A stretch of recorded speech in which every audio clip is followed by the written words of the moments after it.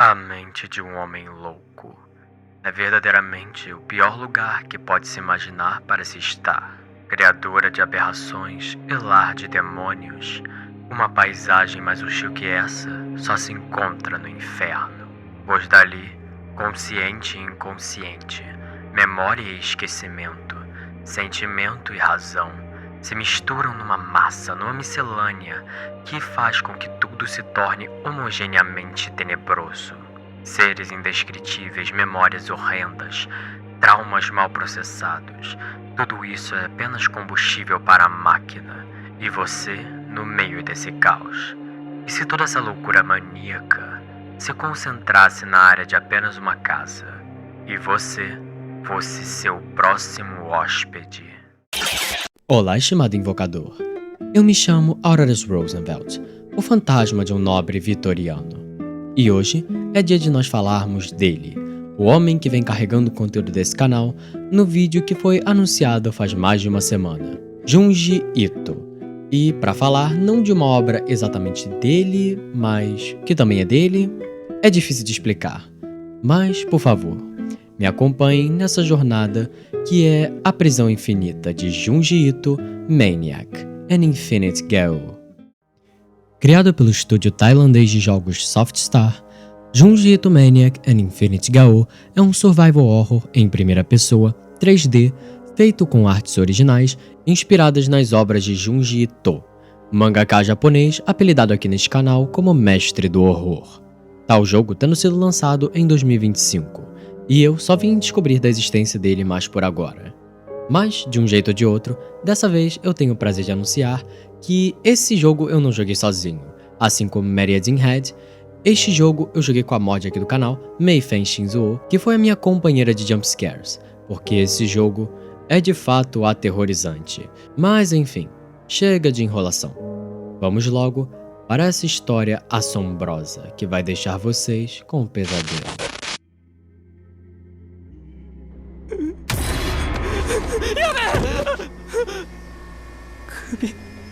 僕の首まだついてる。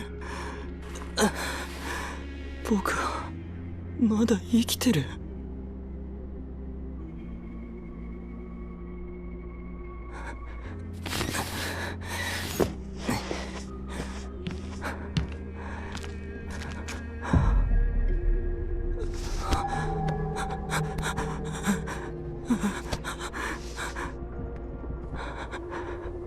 これは夢？でもどうして何の夢を見たんだ？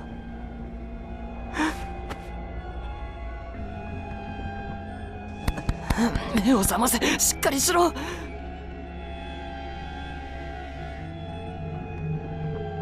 僕は誰だ？ E esse rapaz apavorado, que acordou desmemoriado pensando que foi decapitado, que será nosso protagonista da vez, até então sem nome. Porém, ao se acalmar e deixar o pânico passar, ele percebe um barulho um tanto quanto incômodo em seu pequeno quarto, que, diga-se de passagem, ele nunca viu na vida. Tal barulho sendo de um celular que estava à bancada. Tal aparelho, à primeira vista, não tendo a capacidade de fazer ligações para o mundo exterior. Porém, nele havia contido uma única mensagem, a qual não havia sido lida, e mesmo que não pudesse ser respondida, nosso protagonista decide lê-la. Iota, eu simplesmente amei a proposta. Mal posso esperar para ir para a mansão do diplomata e filmar toda aquela parada paranormal. Nos vemos lá, hein? Tal mensagem tendo sido mandada por um tal de Tommy, e esse Iota aparentemente é o nome de nosso protagonista, o dono desse telefone nessa bancada estranha. Mas não temos tempo a perder, afinal queremos entender onde estamos, o que está acontecendo e com quem nós viemos aqui. Então começamos a vasculhar o quarto, encontrando uma mochila para levar o que coletasse, um mapa que nos informa que estamos numa mansão de arquitetura aparentemente ocidental, que é extremamente grande. Então, vamos passar um bocado de tempo aqui até sairmos. Mas, olhando por um lado um pouco mais positivo, encontramos a tal proposta que aquele Tommy tinha dito. que constava enquanto um projeto que buscava compilar e comparar casos de atividade paranormal em diversos locais. E o objeto de pesquisa acabou sendo aquela mansão, que, segundo boatos e algumas investigações, concentrava muitos relatos de atividade paranormal e sobrenatural, com o escritor da tese sendo um tal de Takahashi Iota e o assistente editor, um tal de Tommy. E ao reler esse nome na mensagem, ele tem uma memória. Ele junto de alguém, gravando uma parte daquela mansão.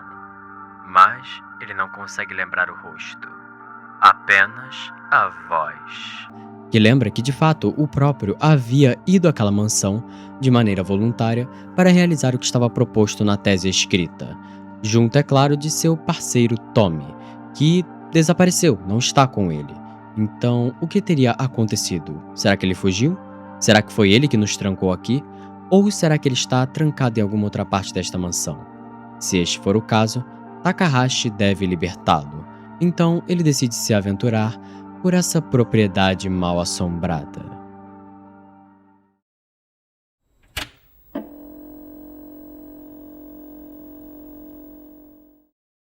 Mas, antes que ele pudesse tomar qualquer atitude, um miado chama a sua atenção. Isso mesmo. Se você estava jogando isso e era fã de Junji Ito como eu, esse miado foi uma parada de coração.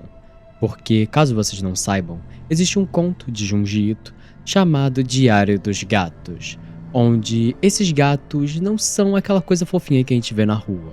Eles são algo próximo a demônios. Então eu, enquanto estava jogando, fui cautelosamente para o corredor, morrendo de medo, como vocês podem ver a seguir. Não, você entrou de maluca aí. Que eu tenho certeza que a gente vai se esconder por causa dessa coisa. Ai, meu Deus. Ai. Eu posso andar reto? Poder não pode, mas a gente tem que. Ai, meu Deus. Ai, caralho. 動けなくなってるのか。 Tadinha. Tadinho, caralho.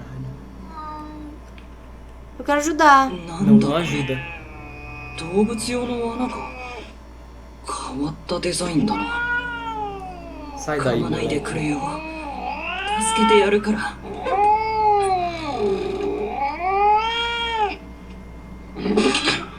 Sai daí, moleque. Sai daí! Fudeu. Ai, graças a Deus. Tá bom. Não teve jumpscare. Mas assim, gente. Considerando que estamos num jogo inspirado nas obras de Junji Ito, qualquer coisa pode virar um demônio e pular na sua cara do nada. Vocês não podem me julgar por estar tão aterrorizado. Então meu drama é justificado. Mas enfim. Seguimos o gato, que agora estava livre daquela estranha armadilha de urso, para dentro de uma espécie de calefação? Eu não sei dizer. Mas a partir desse segmento, passamos por todo o terceiro andar da mansão. Até que nos deparamos com algo que não deveria estar lá. Essa cabeça, presa ao teto por seus fios de cabelo, que faz referência ao Cabelo no Sótão. Publicado originalmente em 1988, Cabelo Longo no Sótão é um conto que, resumidamente, trata da história de Chiemi, uma mulher que, após um grande baque em sua vida romântica, acabou caindo numa melancolia profunda. E dessa melancolia surgiu uma espécie de maldição? Uma espécie de magia negra? Não sei dizer, que fez com que seus cabelos acabassem tomando vida própria, digamos assim. Cortaram sua cabeça e se prenderam nas vigas do sótão, e acabaram matando tudo e todos que se aproximavam dele, numa espécie de ódio descontrolado. E, por algum motivo, cá estava ela, pendurada no sótão, só que não de sua casa como no conto, mas no sótão dessa mansão. Mas de um jeito ou de outro não temos como nos aproximar dessa coisa graças ao bom Deus, porque o piso abaixo de nós, ou teto, depende da perspectiva, acabou se quebrando e caímos no segundo andar. Mas, ao começarmos a explorá-lo, não encontramos nada que já não tenhamos visto no caso.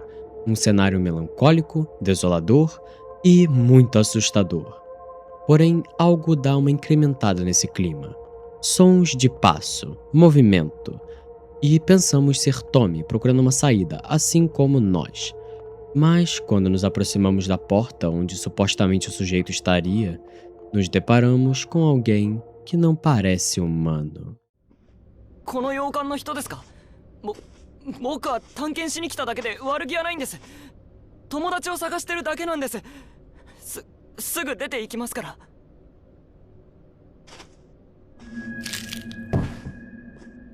頭。あ、落ちた。頭もう。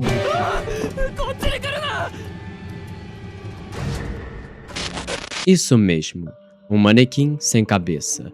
Advindo das histórias publicadas entre 1990 e 1992, esse ser é advindo de Esculturas Sem Cabeça, um conto que, falando bem por alto, é sobre um professor de escultura que tem como sua marca registrada de artista fazer apenas obras sem cabeça. Ele faz corpo, ele faz busto e pernas, mas não faz a cabeça. E um dia ele acaba morrendo misteriosamente e é encontrado sem cabeça, deixado como uma de suas obras. Porém, eventualmente descobre-se, por mérito de seus alunos, que acabou que as estátuas sem cabeça agora haviam de repente começado a consumar uma alma, e que seu maior desejo era conseguir cabeças humanas para si. Então, acaba que esse ser é uma dessas esculturas, só que ela não está na escola onde o professor dava aula. Então, qual o sentido dela estar aqui? Por que ela está aqui? Porém, não há tempo a pensar e nem a perder. Nosso protagonista começa a correr até o corredor, onde ele se esconde dentro de um armário.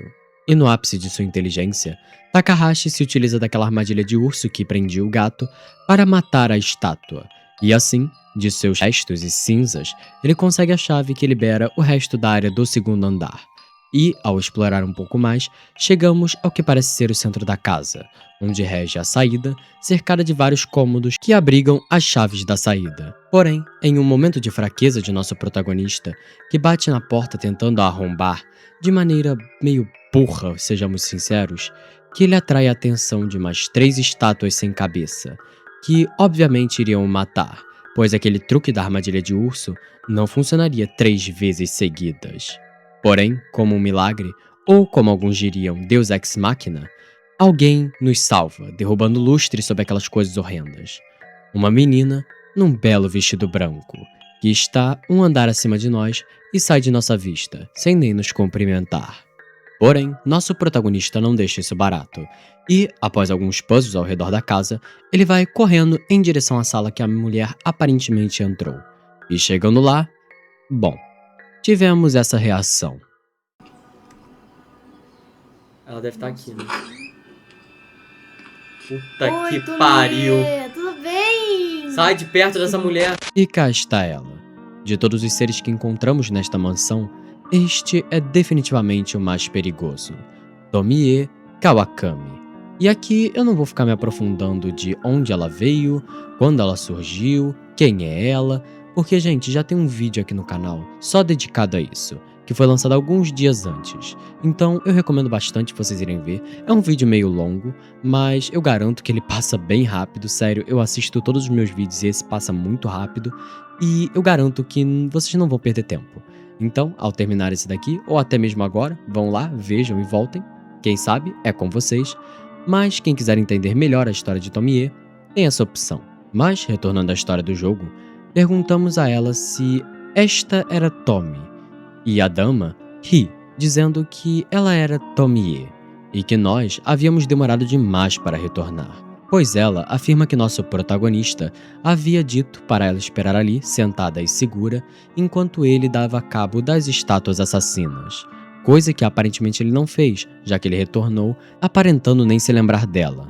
Então, acho que era óbvio que ela não poderia confiar em Takahashi. E tal afirmativa provoca uma espécie de surto em nosso protagonista, com ele estando desesperado para provar que era confiável, enquanto jurava de pé junto que protegeria Tomie, o que provoca uma breve risada, e a dama de branco diz que de fato, ele era o único que podia a proteger.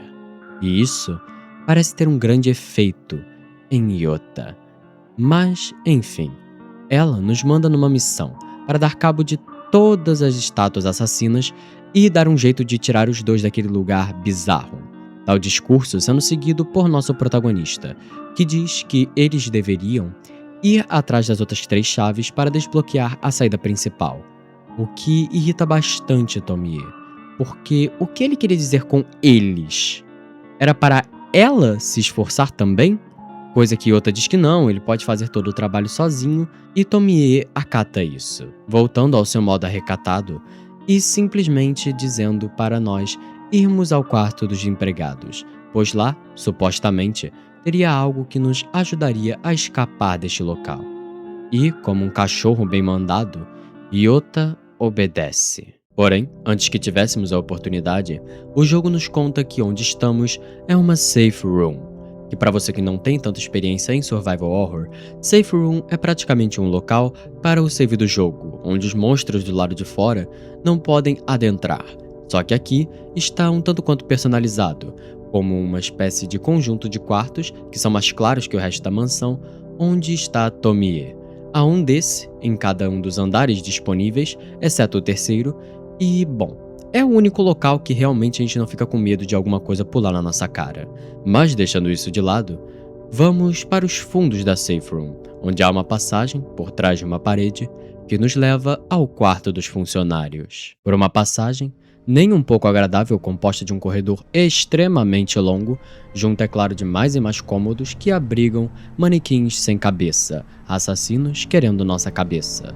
Mas, passando por tudo isso e chegando aonde os funcionários dormiam, Que não é tão precário quanto eu imaginei, olha que doido. encontramos um rádio, onde há alguém tentando se comunicar conosco.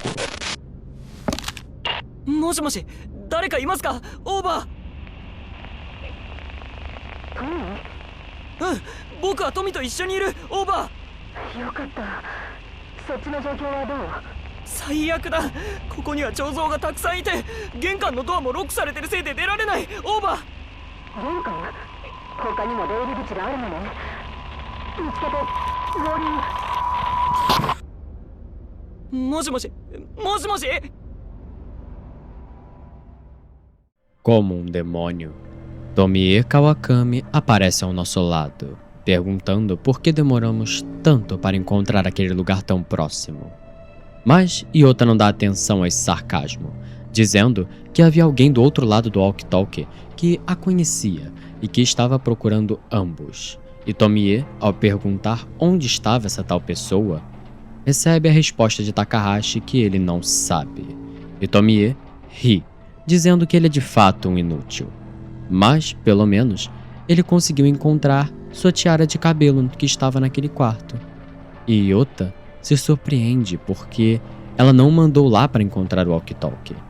Ela simplesmente o mandou naquele local com 3 estátuas sem cabeça que poderiam ter o matado para pegar uma tiara de cabelo.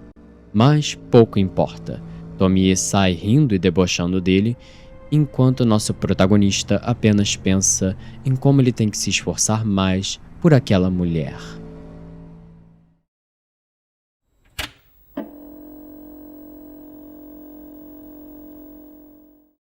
Porém, terminada essa cena, começamos a resolver alguns puzzles no segundo andar, depois vamos para o primeiro, tudo em busca da transmissora daquela mensagem, coisa que infelizmente não encontramos, até o momento em que descobrimos a entrada da adega do dono da mansão, que funcionava de uma maneira um tanto quanto peculiar e exótica, pois para adentrar aquela área da mansão que ficava no subsolo, era necessário dar 4 moedas de ouro para o porco que aguardava.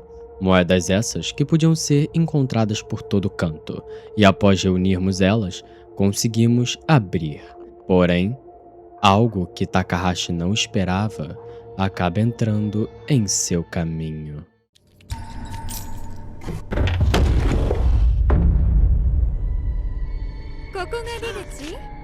Tomie-san, いつからそこに? A senhorita Kawakami aparece convenientemente atrás de nós, perguntando se ele iria demorar muito mais para tirá-los de lá. E de pronto, Yota já segue seu caminho, vai na frente, com Tomie seguindo atrás, para aquele túnel subterrâneo, que talvez levasse a uma saída. Porém, ao entrarmos e pisarmos do primeiro degrau, ouvimos algo se fechando atrás de nós. E percebemos que Tomie nos trancou lá, para lidarmos com o que quer que tenha lá embaixo. Entretanto, nem isso é suficiente para fazer com que Iota desapaixone de Tomie, pois, como vocês bem sabem, uma vez caído em seus encantos, nenhum homem pode resistir. Mas de um jeito ou de outro, temos que seguir em frente, rumo ao que quer que nos espere abaixo dessa mansão dos horrores. Tal local se revelando algo mais próximo de uma masmorra que abrigava prisioneiros do que de fato uma dispensa de álcool, pois a todo lugar que andamos há grades que se assemelham a celas com restos que se assemelham a humanos, todos cercados quanto mais fundo íamos por uma espécie de teia de aranha preta que nosso protagonista não entende, porém não dá muita atenção, até o momento em que ele se assusta com o caminhar de um rato, que acabou virando comida para algo muito pior do que uma aranha. Isso mesmo, aquilo não eram teias de aranha. Aquilo era cabelo. Cabelo pertencente, obviamente, à mulher do cabelo no sótão, que de alguma maneira se espalhou por toda a mansão, do seu ponto mais alto até o seu ponto mais baixo. Porém, ela não é visível no território de outras criaturas. Então, de volta à história, Takahashi percebe que se ele der mole para este predador, ele terá o mesmo destino de todos aqueles pobres ratinhos. Então, ele tenta correr, passar devagar, bolando várias estratégias dependendo do posicionamento dos fios, até que de repente ele encontra uma porta, que não abre de jeito nenhum, pois é necessário puxar 3 alavancas que estão presentes por toda a adega para a destrancar. E com muito medo em seu coração e algo semelhante à coragem em sua mente, ele vai passando pelos fios de cabelo, tentando evitar aquele demônio, puxando as alavancas até o momento em que ele de fato consegue. Mas sua liberdade não viria de mão beijada.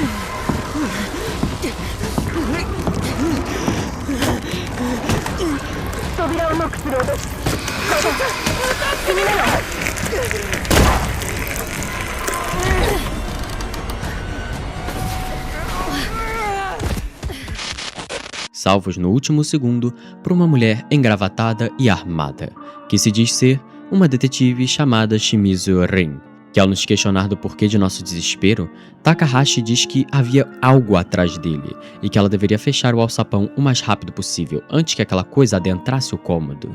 Porém, ao encarar aquela adega novamente, não havia nada lá, nem um único fio de cabelo daquele ser.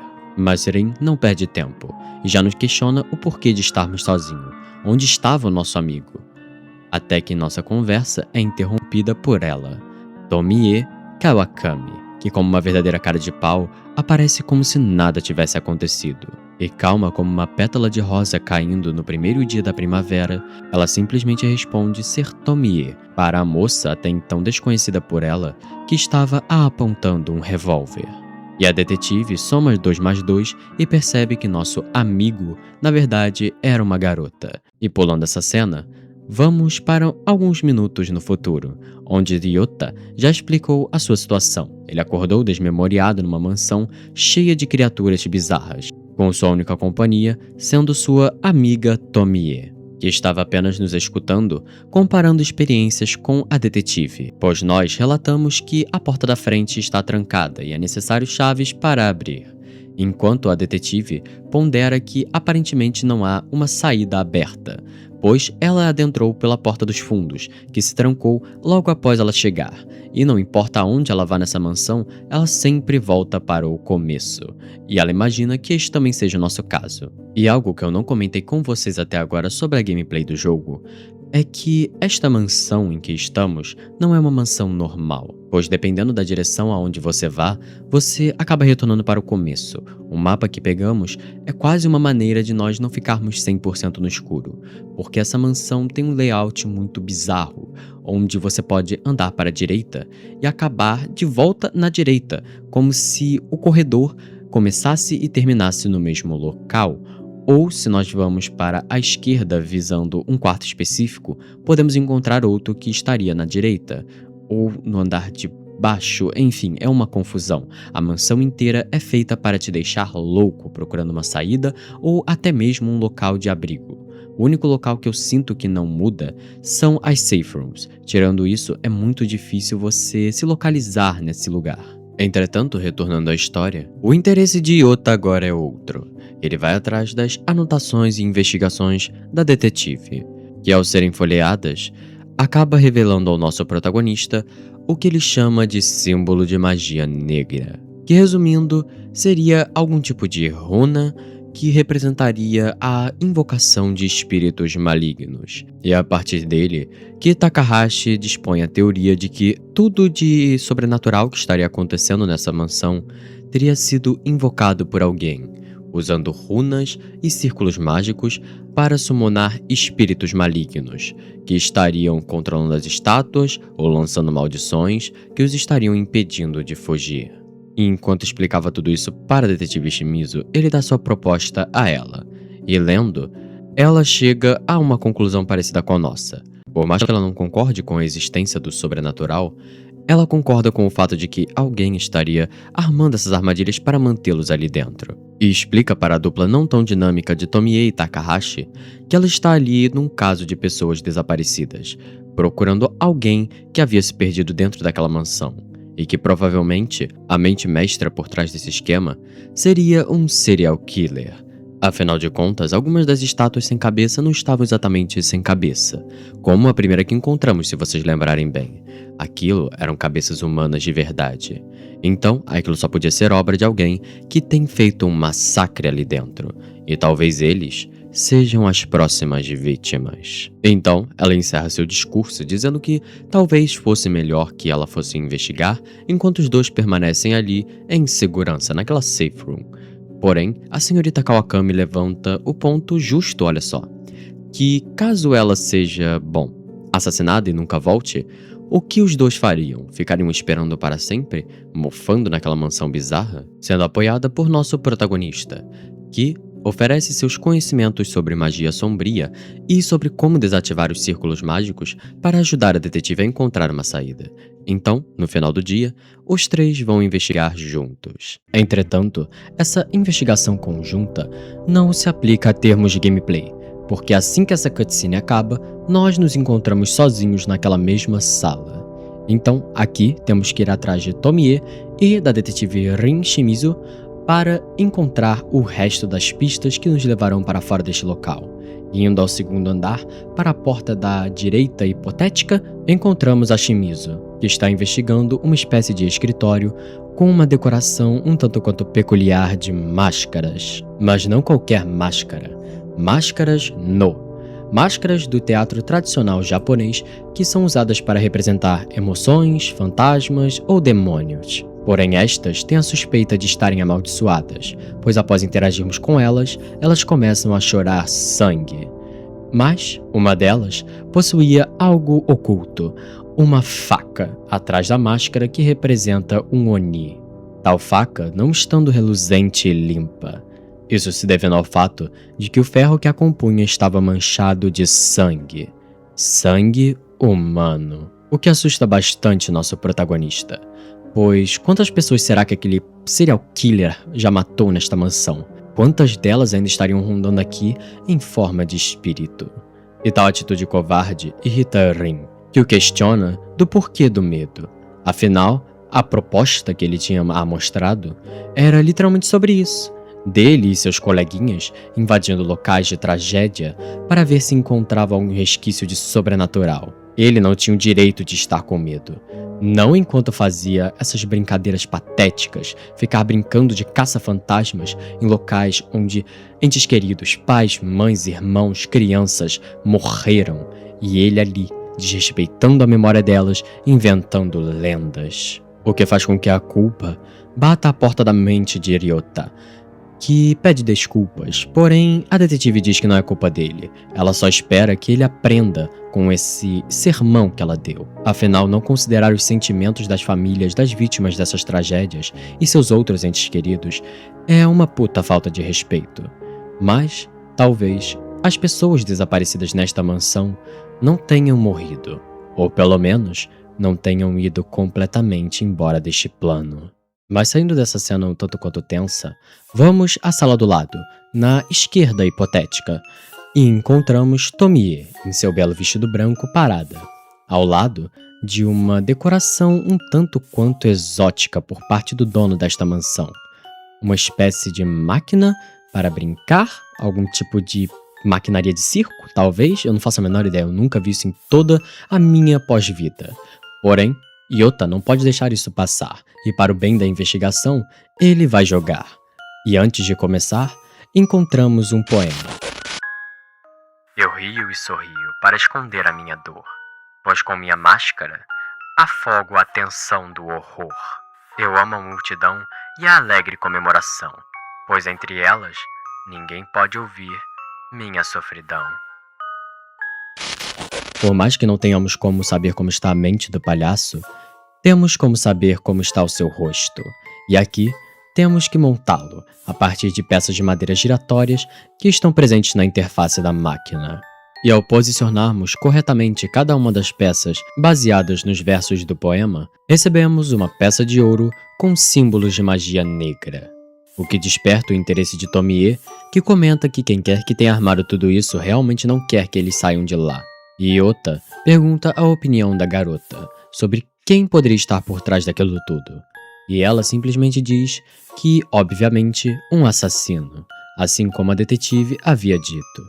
E ela se retira, saltitante e feliz, como se não estivesse presa no próprio inferno. E sem nem metade da animação de nossa parceira, fazemos o mesmo e nos dirigimos até o outro lado do andar, onde está a detetive investigando mais uma sala.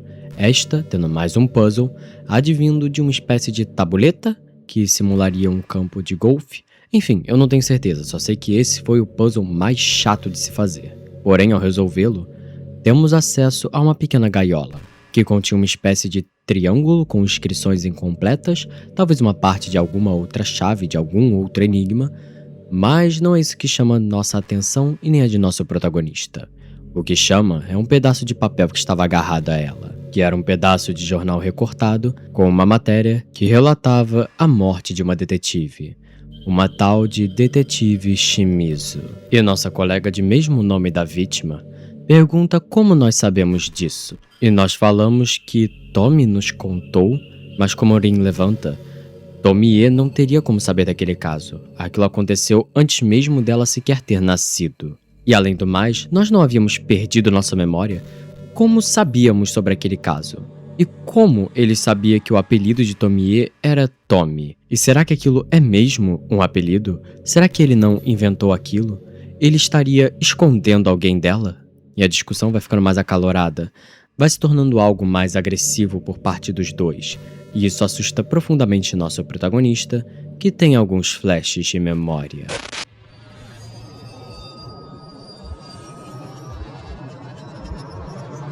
E no final das contas, a discussão se encerra com desculpas, por parte da Rin, que diz que aquilo eram só hábitos ruins de ser uma policial, de tratar todos como suspeitos. Porém, ela diz que pretende tocar uma fita que ela encontrou naquela sala, que talvez seja uma pista de onde eles estão ou de quem os prendeu ali. E Takahashi se oferece para levá-la a um local onde aquela fita poderia ser tocada, que eu acho que eu não comentei com vocês, mas na primeira safe room que entramos no jogo, havia um cômodo com uma TV que detinha um toca-fitas. Então, Yota está indo para lá para assistir essa fita que a detetive Rin encontrou.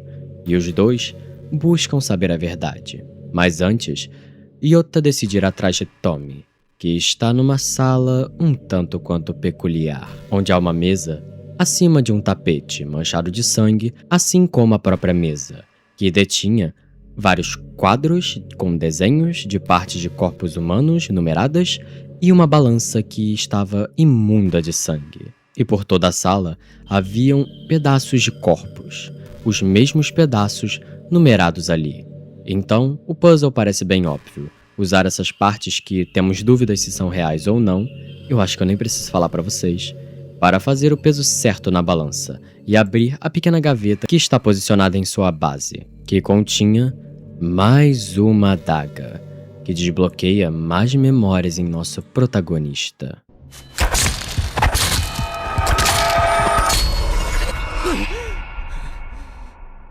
Mas Tomie percebe sua perturbação e pergunta o que há de errado. Não era ele que amava o ocultismo? Não era ele que amava coisas sombrias? Por que ele estaria com medo de uma simples faca? Porque ela estaria manchada de sangue? Ou porque, como nosso próprio protagonista aponta, seria um item cerimonial? Enquanto nosso protagonista reflete em voz alta sobre como rituais podem ser brutais, Tomie concorda, dizendo que a única pessoa que poderia usar algo assim teria que ser um completo maníaco, obcecado por magia negra e conhecimentos ocultos. E Takahashi, pela primeira vez, faz um questionamento válido sobre Tomie, sobre por que ela não parece assustada. Porque ela não parecia assustada em momento algum durante essa jornada. E ela, enquanto sai pela porta da frente, não nos responde, apenas perguntando quando infernos eles iriam sair de lá. E como se o que ele mesmo falasse não fosse importante, Takahashi só a responde de maneira vaga, pois ele não tem uma resposta objetiva e final sobre essa questão, dizendo que não parecia haver mais nenhum objeto cerimonial naquela sala e que eles deveriam procurar em outro lugar. Mas, antes disso, temos que encontrar com a detetive, afinal queremos saber o que tem naquela fita. E chegando lá,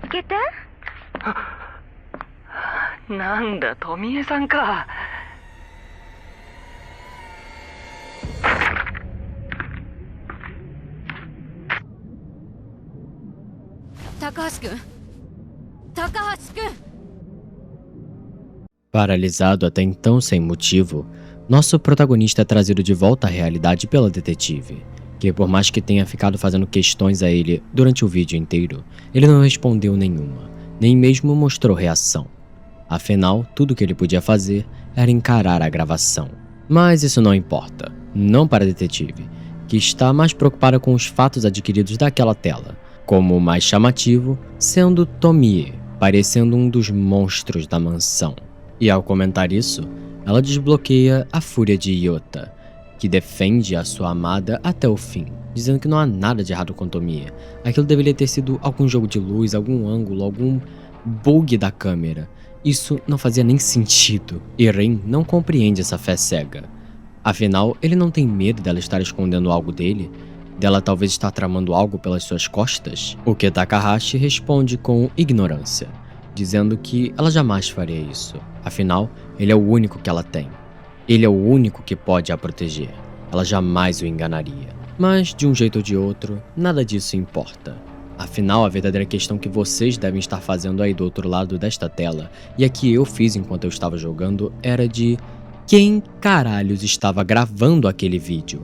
Afinal, no final dele, claramente vemos Yota se aproximando de Tomie. E Tomie estava ali em pé. Quem gravou esse vídeo se os dois apareceram nele? Até porque a altura em que a câmera foi gravada era maior do que a própria altura de Yota. Tinha que ser alguém mais alto do que ele gravando. E alguém que não podia ser nenhum dos dois, afinal a câmera continuou gravando mesmo quando Takahashi entrou em cena. Todos esses questionamentos feitos pela detetive, que começa a ficar mais agressiva, perguntando por que os dois haviam escondido o fato de haver um terceiro indivíduo na casa com eles. E Yota responde de uma maneira tão agressiva quanto, mas ainda assim de uma forma mais animalesca, dizendo que não fazia sentido eles terem uma terceira pessoa.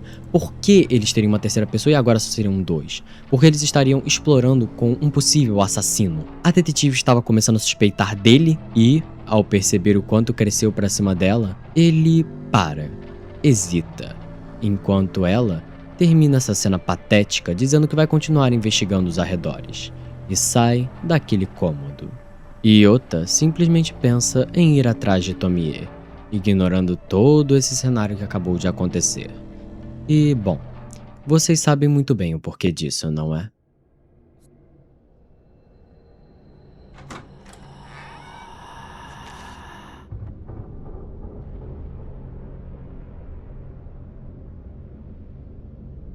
盗み聞きするつもりはなかったんだ。ただ誰かの声が聞こえたから。どこに行くんですか？一緒に行動するって約束したじゃないですか。調査よ。多分何かを見つけたんでしょ。ここから出るための手がかりかもしれないわ。でも何も言わずに一人で調べに行くなんておかしいと思わない？言いそびれたか。まだ確信が持てないだけだよ、きっと。ずっと私たちのことを疑ってるのに、自分は警察だってこと以外は話さない。そうやって何も言わない人こそ危ないと思わない？それに一緒に行動するって約束したのに何も言わずにいなくなるなんて、もしかして誰かが何かを隠そうとしているんじゃないかしら。隠す？清水警官は僕たちを出口まで連れて行くって言ってたじゃないか。あの人は本当に僕たちを守ろうとしてるのか？何か怪しいことをしてるのかも。あの人庭に行ったわ。何してるんだと思う？庭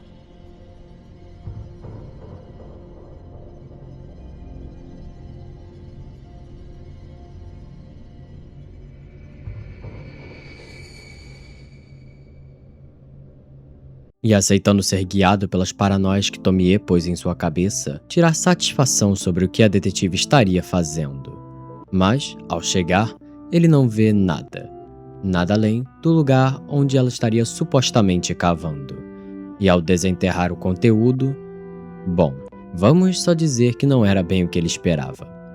Mas Tomie apenas debocha desse surto. Afinal, não era ele que adorava tanto o ocultismo? Ele fica assustado com uma simples réplica de uma cabeça? Que patético. E logo ao olhar de novo, ele simplesmente vê restos de uma estátua sem cabeça, e não sua própria face enterrada.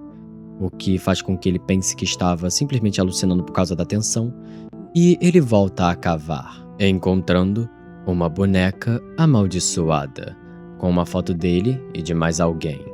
E logo, ele atribui isso à detetive Eren, que aparentemente era uma policial, mas não estava ajudando eles, estava os amaldiçoando.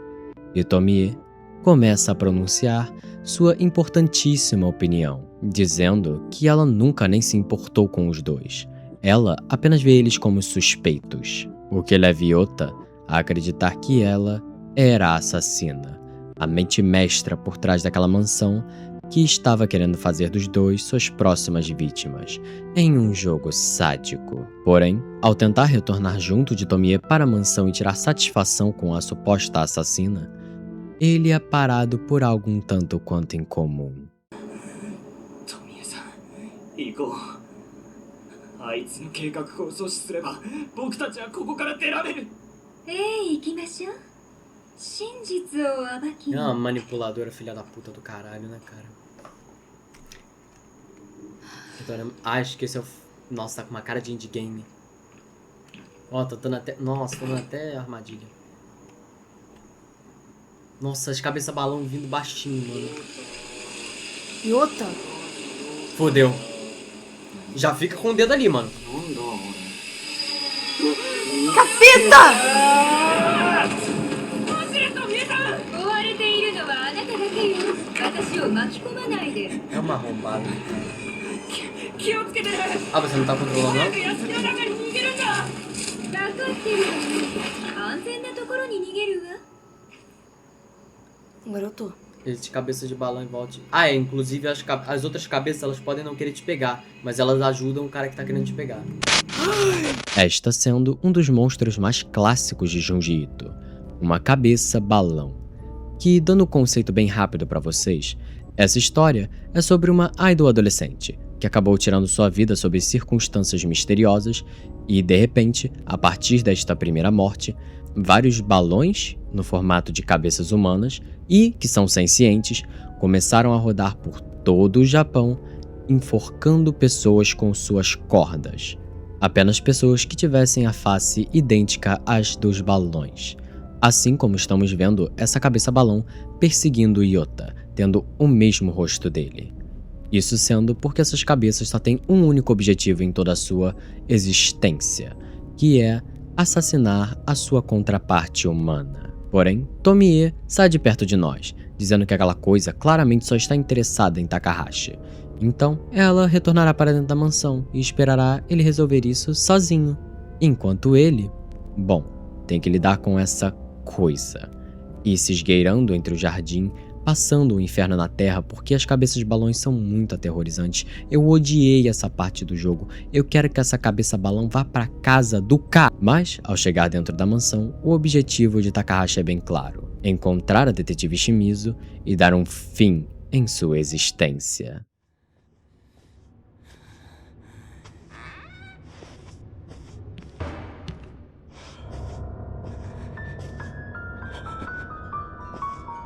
どうして元に戻ってるんだ。魔法陣が全てを元に戻したっていうのが。あの人は一体何をしようとしてるんだろう。君か。どうして。やっぱりお前か。黒魔法を使ってたのはお前だったんだな。今度は何を召喚するつもりなんだ。あの人の顔をした気球か、それともあの彫刻か。あれ全部お前の仕業だろ。何言ってるの。今さらとぼけるつもり。あなたたち一緒に来たんでしょ。なのになんで最後に生き残ったのはあなただけなのよ。答えなさい。どうして僕が生き残っちゃいけないんだ。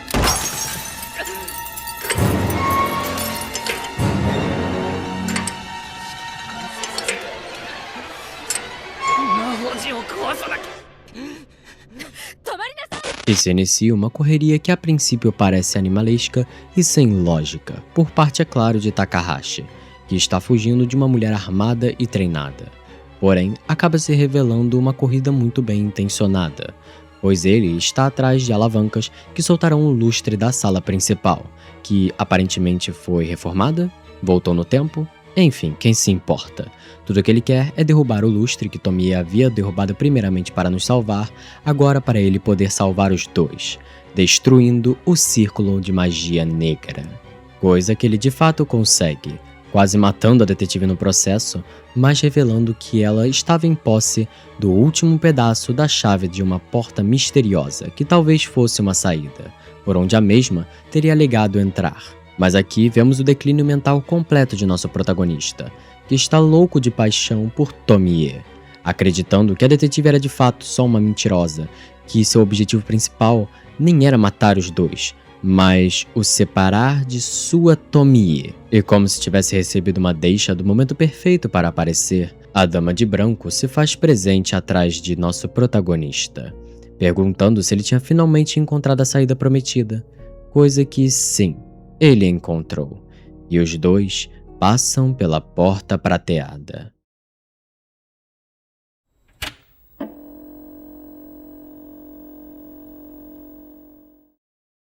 E aqui adentramos um cenário que parece um tanto quanto onírico.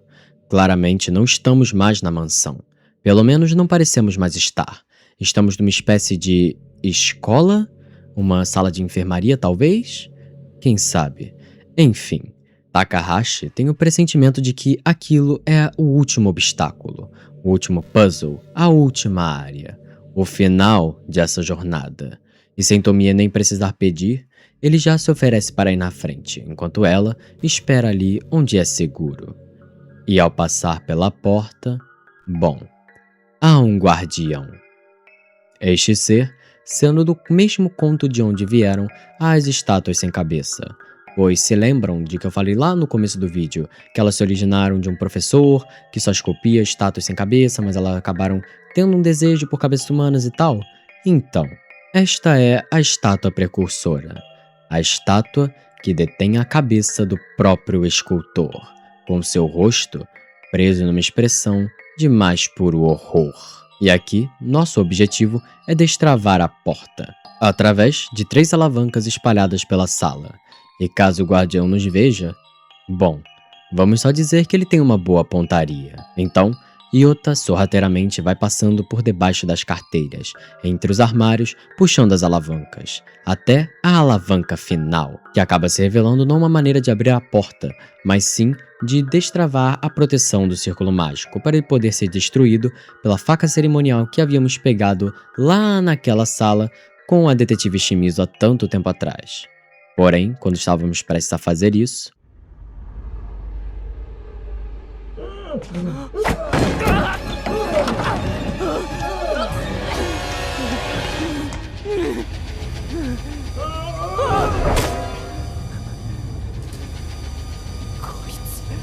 こいつも僕を殺そうとしてる。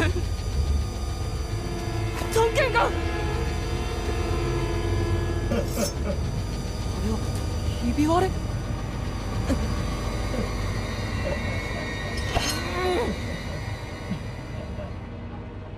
E agora se inicia o confronto final, onde nós temos que acertar as costas dessa criatura. E depois de muito esforço, que nem foi gravado porque essa parte da gravação eu e a Mei-Fen a gente perdeu, porque cara, deu uns bons xingamentos da gente contra essa coisa de cabeça horrorosa, Iota finalmente conseguiu. Porém, não foi o final que ele esperava, pois após exterminar essa coisa, vamos para o círculo mágico. O destruímos com uma certa facilidade, e então recebemos o olhar de Tomie. Ryota-san, 富江さん、見てたか。僕は本当に全部終わらせることができたんだ。僕たちもう出られるんだよ。あなた目を覚ましたのね。違うよ。富江さん、どうして。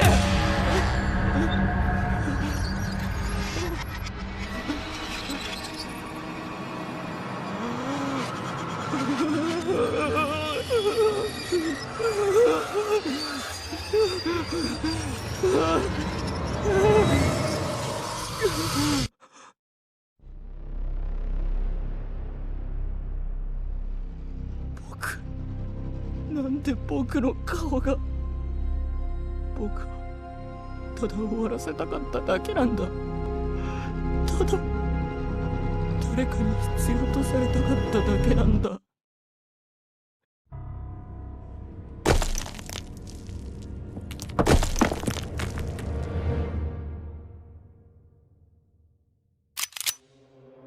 実習しなさい、高橋陽太。目が覚めてなかったな。僕の方だったのか。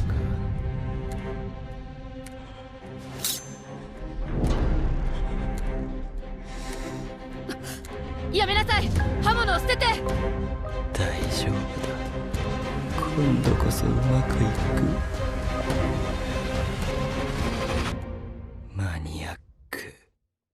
Porém, entretanto e todavia, essa história não acaba aqui, pois esse jogo conta com 3 finais, e esse que vocês viram foi o que eu e Mei-Fen pegamos da primeira vez, o final de número 3, que pode ser alterado caso façamos algumas decisões diferentes. A primeira que eu vou lhes contar sendo a do final número 1, pois caso encontremos todos os pedaços da chave dourada da porta principal, que eu acho que vocês até esqueceram essa altura do campeonato porque eu e a Mei-Fen jogando esquecemos dela, nós liberamos uma saída, que, bom, é uma saída solitária, afinal Iota não estava tão apaixonado por Tomie ao ponto de voltar e trazê-la. Seu medo era maior que seu amor, e nesse ponto do jogo eu nem lembro se nós podíamos ou não encontrar a Shimizu.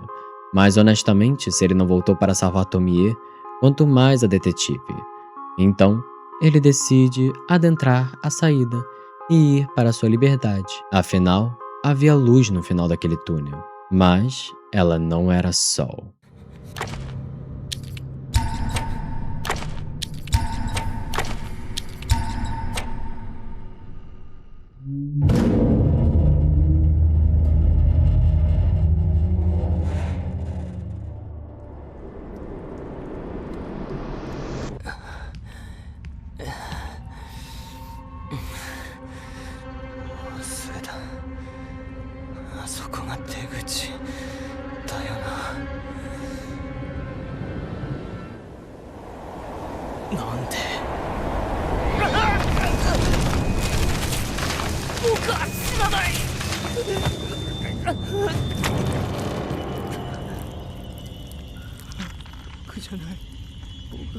Tanjanai.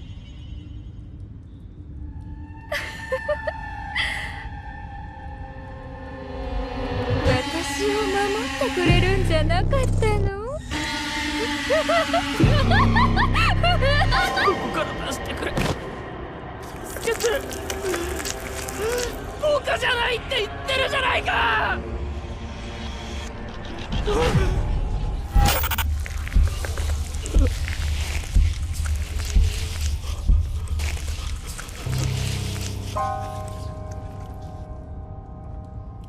誰もここから逃げられない。 Advindo do conto A História Misteriosa do Túnel, este final é Takahashi não conseguindo fugir de mais um monstro. Porque sim, o túnel também é uma criatura de um conto de Junji Ito. Conto esse baseado na história de Goro, um garoto que na infância viu sua mãe entrar num túnel para nunca mais voltar. E, na sua fase adolescente, acabou entrando nesse túnel, conhecendo cientistas, enfim, de história de Junji Ito. E acabamos descobrindo que o túnel devora pessoas? Não exatamente. A minha teoria pessoal é que o túnel absorve pessoas, pois é um túnel amaldiçoado, fazendo com que suas vítimas sintam o chão do túnel intangível. Porém, como já dizia a lei da física de Sir Isaac Newton, dois corpos não podem ocupar o mesmo espaço. Então, depois que seu corpo é absorvido pelo chão ou até mesmo pelas paredes daquele túnel amaldiçoado, as moléculas que compõem o seu corpo entram em conflito com as que compõem a própria estrutura do canal.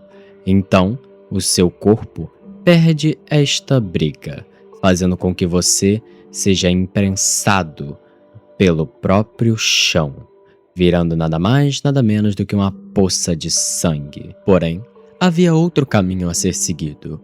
Caso ignorássemos o pedido da detetive Rin para ver a fita com ela e fôssemos atrás de Tomie, a encontraríamos numa sala trancada. Tal sala abrigando em seu chão uma espécie de pentagrama, runa, quem sabe, mas algo que remete à magia sombria. Além, é claro, de diversos artefatos que remetem a um imaginário ocultista e diários que continham informações um tanto quanto obscuras. Porém, não demora muito para nosso protagonista encontrar um item que destoa dos demais. Um distintivo de polícia, que faz com que Tomie leve a dupla não tão dinâmica a pensar que talvez não houvesse só um círculo mágico qualquer criado por algum tipo de coincidência espiritual os mantendo presos ali. Talvez esse algo fosse alguém.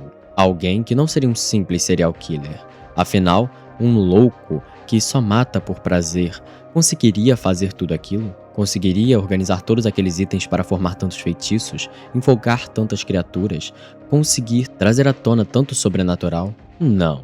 Aquilo parecia obra de um profissional. E na conclusão de sua linha de raciocínio, Tomie lidera as suspeitas para a detetive Rin Shimizu. Afinal, uma policial teria realmente um modus operandi metódico como o do maníaco que eles estavam supondo a existência. Além de que, ela também não tem feito um trabalho muito, como eu posso dizer, verossímil, conforme o que esperamos de uma policial. Afinal, ela está investigando um caso de pessoa desaparecida.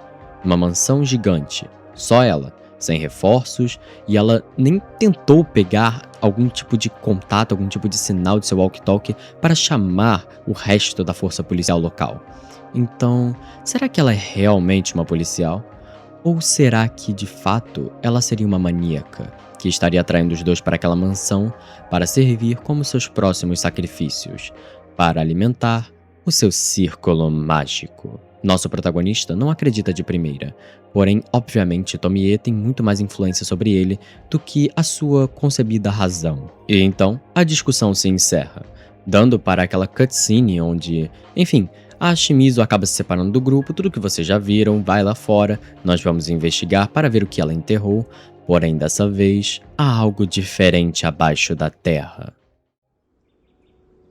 ここはどうやらさっき掘り返されたみたいだ。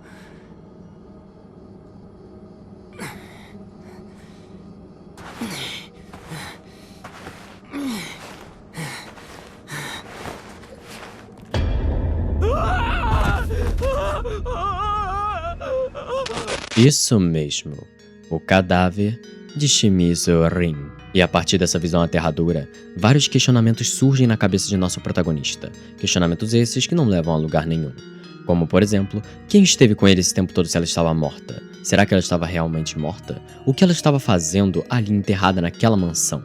Mas tal brainstorm de questionamentos acaba sendo interrompido por Tomie, que, rindo, diz que ela sabia. Aquela mulher era algum tipo de fantasma, monstro ou sei lá o que. Com tal discurso, continuando com ela se vangloriando, dizendo que desde o começo ela sempre disse a ele que tinha algo de errado com aquela mulher, que apareceu nos momentos mais convenientes, achando as pistas mais convenientes, era tudo muito falso.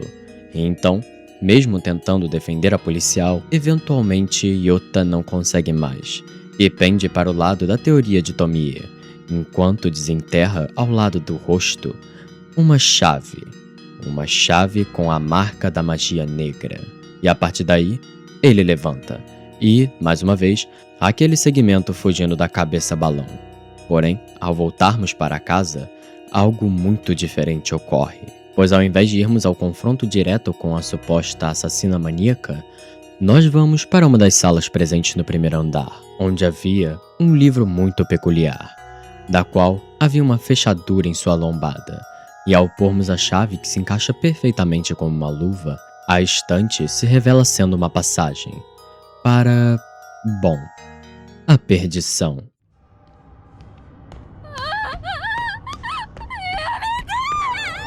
Tomie-san?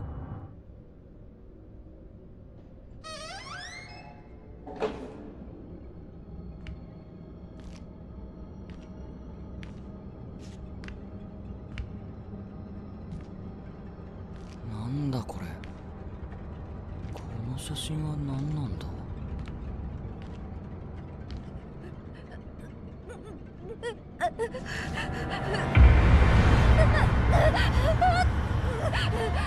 Tomie-san?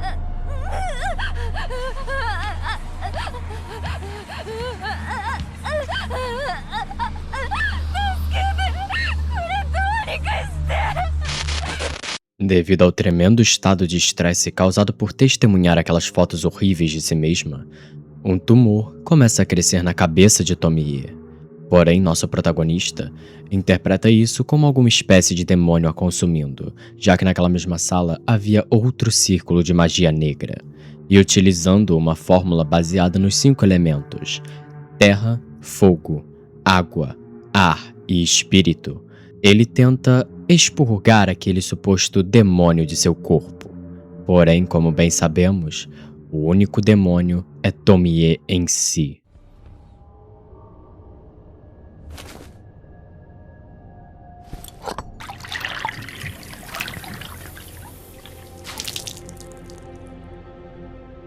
Otta. これで黒魔法の代償は消えるはずだ。Tomieさんはこれで元に戻るはずだよな。またこんな風になっちゃったわけ。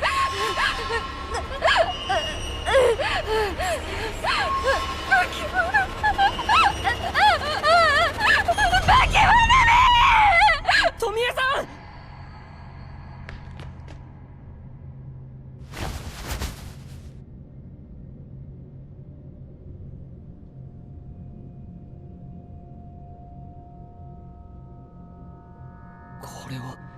下室につながる最後のパーツ、君はこれのために。全部黒魔法のせいだ。あの扉を開けようとしなければこんなことにはならなかった。富江さんは巻き込まれただけ、ただの被害者なんだ。あの化け物警官に魔法陣を完成させるわけにはいかない。富江さんを守らないと。あいつはここから出しちゃいけない。化け物はこの黒魔法と共に洋館で腐り果てるべきなんだ。富江さん、君を助けるよ。必ず君をここから連れ出して元に戻してみせる。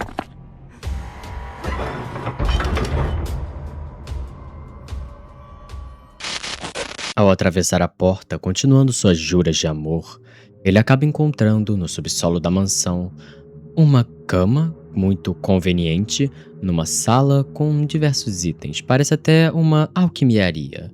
Porém, não é isso que ele procura. Não um abrigo, não um quarto seguro para deixar Tomie. Ele procura uma saída. Então, ele deixa a mulher repousando, com aquele tumor bizarro ainda estando na lateral de sua cabeça, e vai em direção ao centro da loucura, onde ele encontra a detetive Shimizu, com um círculo mágico junto dela.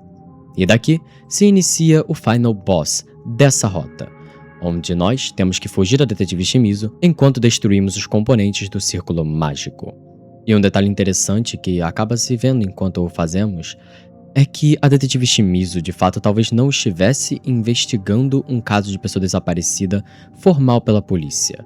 Talvez ela estivesse investigando um caso de seu interesse próprio, pois durante a luta ela pergunta o que nós fizemos com o irmão dela, enquanto culpa a nossa protagonista por tudo o que está acontecendo ali. Mas, avançando a história, nós conseguimos de fato destruir o círculo mágico. Isso só acontecendo após de matarmos Shimizu Rin, com ela resistindo, tentando atirar em nós, mas no fim acabou sendo inútil, pois ela acaba como um cadáver. Então, após o artifício de magia sombria que sustentava toda aquela loucura ser destruído, nosso protagonista encontra algo muito almejado, mas não era a saída. Não. Era o seu verdadeiro desejo. Seu amor delirante. Yota-san. 私を守ってくれるって言ったわよね。どうしてどうしてまだいる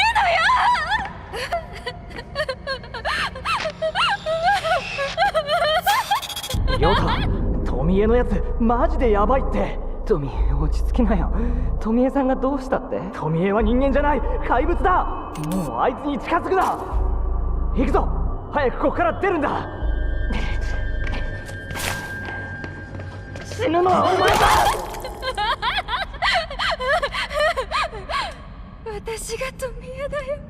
私がほら、笑ってる。聞こえてる。ずっと笑ってるんだよ。あれは化け物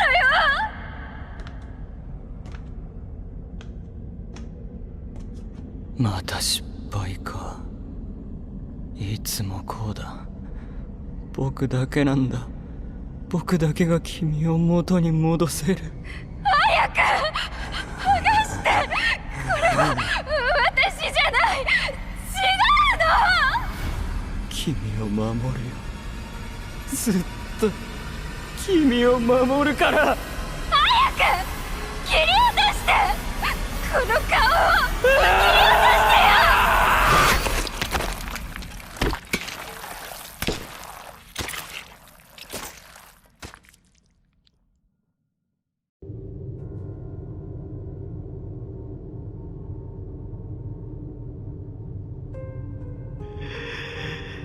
次こそ絶対に成功させる。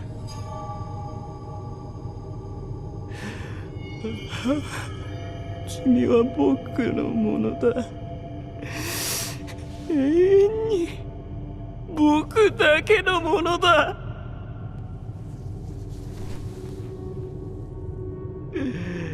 富江さん。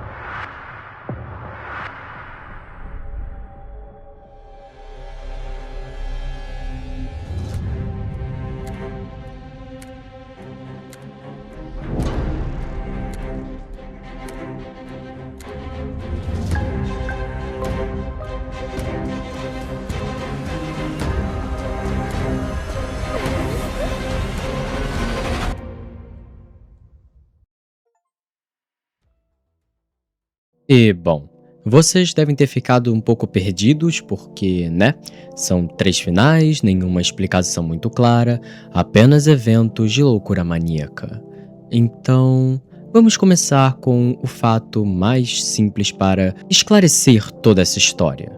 Yota, Tomie e a detetive Shimizu estão todos num looping temporal. Tal looping tendo início na suposta origem da história, onde Yota, um entusiasta das magias sombrias e ocultismo, junto de seu amigo Tommy, foram a uma mansão com a assistência de uma mulher um tanto quanto desconhecida a eles chamada Tomie para investigar, compilar e comparar eventos e criaturas sobrenaturais que deveriam estar presentes naquela mansão.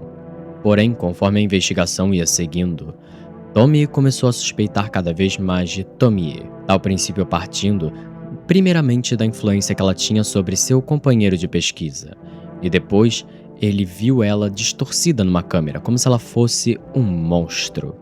E então ele começou a coletar mais e mais provas, mais e mais evidências, começou a investigar mais a fundo Tomie, e no processo tentou alertar seu colega que aquela mulher era perigosa, porém o mesmo não o dava ouvidos, afinal ele já estava encantado por Tomie.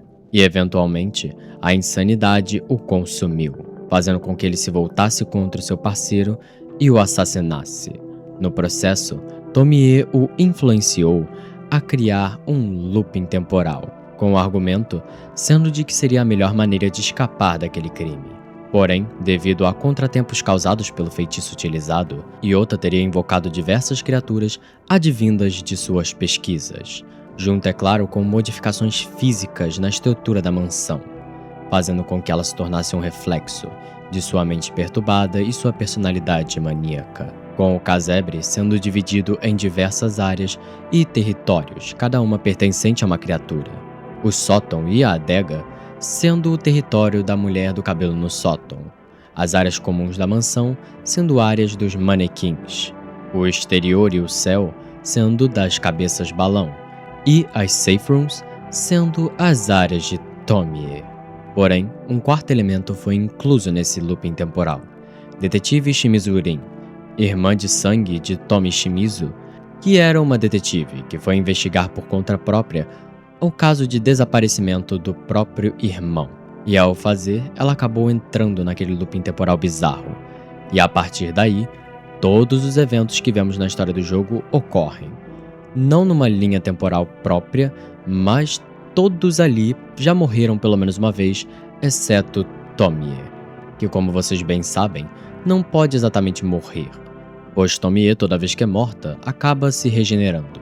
Então Yota já morreu uma vez, como no final 3, a detetive já morreu no final 2, Tommy já havia morrido antes mesmo do looping começar, e aqueles policiais do final 2 que encontraram o Yota em estado catatônico com a Tomie morreram no momento que, bom, a Dama de Branco os assassinou para servirem como combustível para aquele looping temporal.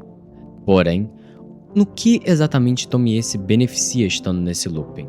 Como teoria pessoal, eu diria que ela está procurando uma cura, utilizando os conhecimentos de magia oculta do nosso protagonista para tentar se tornar uma humana normal, sem o risco de homens a despedaçando, ou ela tendo aqueles tumores quando ela se estressa muito, ou enfim, tudo que torna Tomie não humana.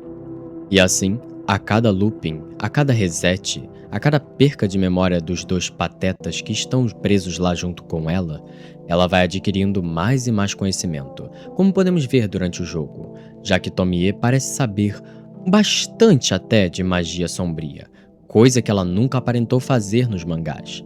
Então, ela está cada vez mais próxima de seu objetivo?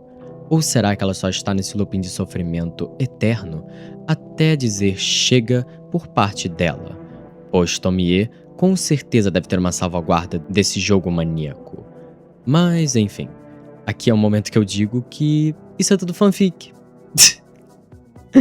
Isso é tudo teoria minha, gente. O jogo não tem uma interpretação clara e direta. Por exemplo, Tommy é uma incógnita. Ele é como o gato de Schrödinger. Ele pode ou não existir, já que, concordemos, Tomie, até que ponto esse amigo que nós nunca vimos durante o jogo, além das alucinações do Yota, não é só uma manifestação de sua consciência, ou uma espécie de confusão que ele gerou quando ele imaginava que seu amigo era um indivíduo separado de Tomie.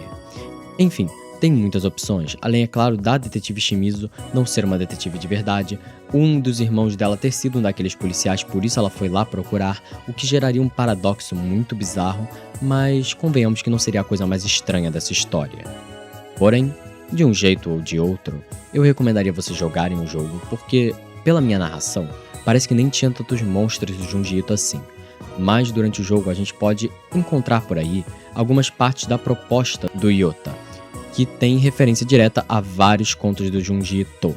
Então é um jogo bem divertido se você é fã, e também eu recomendaria vocês fazerem isso para construírem o próprio final de vocês, porque isso daqui é só a minha visão sobre a história. Então, eu recomendo bastante. Claro, esse jogo só leva o nome do Junji Ito por conta de franquia e tal, mas ele mesmo não tá envolvido na produção. É um jogo indie que os caras fizeram muito bem, tá muito fiel tudo à própria visão que Junji Ito tem de suas obras.